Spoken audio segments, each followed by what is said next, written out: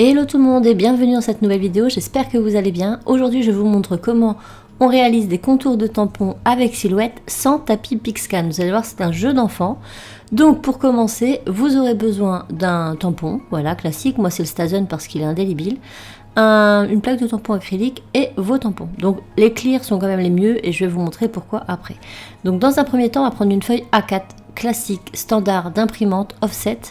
Et on va tout simplement venir tamponner nos tampons dessus. Alors prenez quand même le temps de bien espacer vos tampons. Vous allez voir que moi, même si je les ai espacés, il y a des fois c'était un petit peu limite. Mais c'est très important pour pouvoir faire un contour convenablement sur le logiciel Silhouette. Donc on prend son temps et on tamponne tous les tampons dont on a besoin.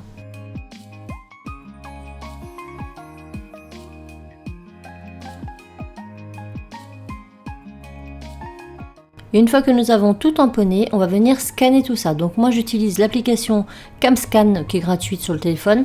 Je prends en photo, je scanne et j'importe tout ça sur mon logiciel Silhouette Studio. Une fois qu'on y est, on redimensionne la feuille à peu près sur la feuille A4 et on va tout simplement, donc j'ai déjà sélectionné un format A4 pour ne pas avoir de surprise. Et ensuite, on va venir prendre tous nos logos un par un et on les vectorise. Donc on va dans l'outil vectoriser, on vient sélectionner comme ici, donc sélectionner la zone à vectoriser. Donc on la sélectionne. Si ça ne nous convient pas tout à fait, on peut toujours étirer les côtés. Et lorsque ça nous convient, on vient appuyer sur vectoriser tout en bas. Je vous conseille quand même de faire le bouton en dessous, vectoriser le contour extérieur. Ça vous évitera tout simplement trop de manipulation après. Vous allez voir que je vais retravailler mes logos. Donc on vectorise tout ça.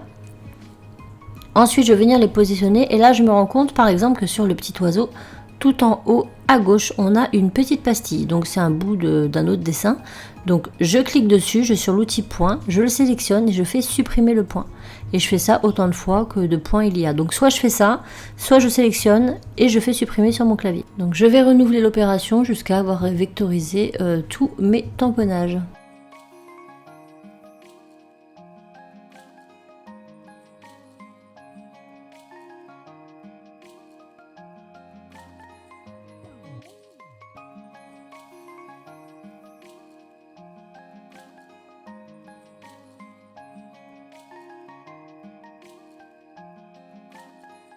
Une fois que c'est fait, on peut supprimer la feuille de départ, on n'en a plus besoin. Maintenant, on va venir mesurer tous nos tampons en taille réelle. Donc on reprend notre feuille, on prend une règle et on mesure.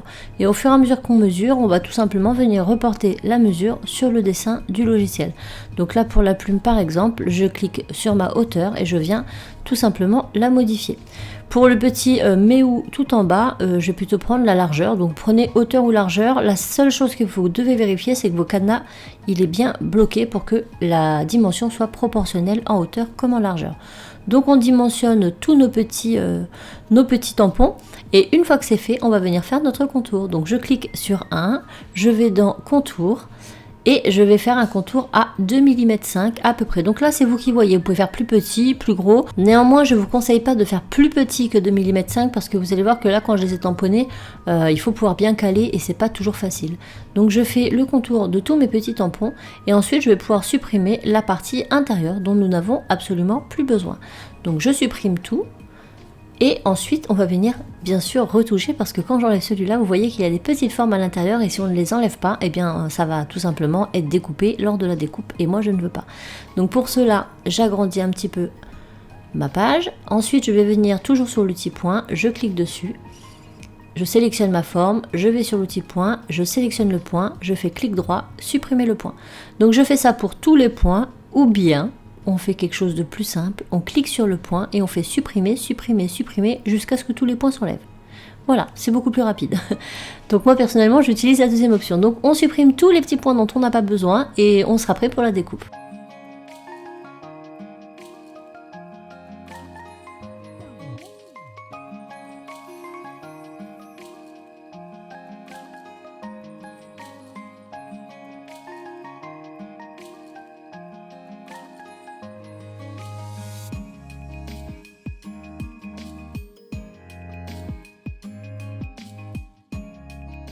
On va pouvoir envoyer tout ça vers la silhouette, donc on va dans envoyer, on sélectionne tout et on fait découper le contour. Ensuite on va sélectionner notre papier, moi j'ai pris du cardstock brillant mais prenez ce que vous voulez. Donc là on est sur une profondeur à 6 et une force à 33.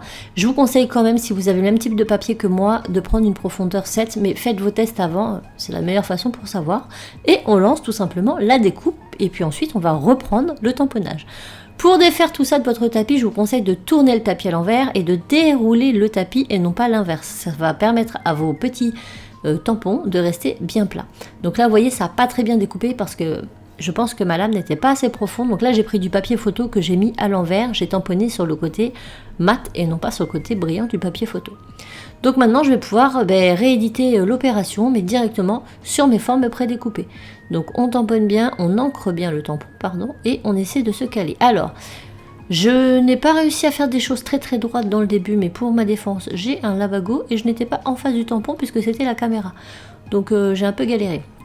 Mais j'ai réussi quand même, plus ou moins. Les prochains vont être un peu mieux que ceux-là. Donc vous allez voir que c'est super pratique. Donc j'ai pas pu exercer une très très forte pression parce que j'y arrivais pas, ça me faisait mal. Mais ancrer un peu mieux vos tampons. Donc là vous voyez que ça nous permet d'avoir des tampons tout découpés. Donc quand la forme vous convient, une fois que vous avez fait votre premier prototype, et bien vous pouvez enregistrer cette forme dans votre logiciel Silhouette et les ressortir dès que vous en aurez besoin. Là le Méou par exemple il est super bien aussi, ainsi que les premières, mais vous allez voir que mes deux chats là, visiblement ma dimension n'était pas bonne parce que même en essayant de centrer, c'est pas top top. Donc là ceux-là par exemple je vais les refaire et quand j'aurai la bonne taille, eh bien je les enregistrerai. Alors, mes petits oursons, nickel aussi. Donc ça, c'est très pratique si vous voulez coloriser vous-même vos petits tampons et en faire des petits tags ou les mettre en relief sur des cartes. Là, j'ai essayé mes petites gorgeous et vous voyez que c'est pas des clears, c'est des tampons caoutchouc et c'est une horreur parce que, bien sûr, on ne voit pas à travers.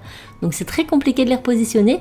C'est impossible. Pour ma part, je n'y arrive pas. Donc je vous conseille quand même de garder des tampons clear, uniquement des tampons clear. Voilà pour la petite astuce. Donc pas besoin de tapis Pixcan. On peut faire ça vraiment très simplement. Si vous n'avez pas d'imprimante, eh ben c'est pas grave, vous prenez votre téléphone. Je vous ai montré une application qui fonctionne très très bien. Moi je l'utilise pour tous mes documents administratifs.